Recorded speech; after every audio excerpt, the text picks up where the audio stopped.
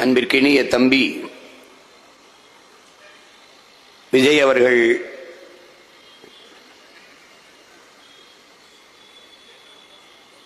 மக்களை சந்திக்கிற நிகழ்வை தொடர்ந்து செய்து வருகிறார். அதிலே இன்று கரூரிலே நடந்த கூட்டத்திலே நெரிசலில் சிக்கி 20 பேர் உயிரிழந்து விட்டார்கள் என்கிற துயரை செய்தியை நமக்கு சொன்னபோது மிகுந்த மனவலியாக இருக்கிறது. அதிலே உயிரிழந்த நமது அன்பு பிள்ளைகள், உறவுகள் எல்லோருக்கும் நம்முடைய கண்ணீர் வணக்கத்தை செலுத்துவோம். அந்த துயரத்தில் ஆழ்ந்திருக்கிற நம் அன்பு சொந்தங்கள் அனைவருக்கும் நம்முடைய ஆறுதலை சொல்லுவோம்.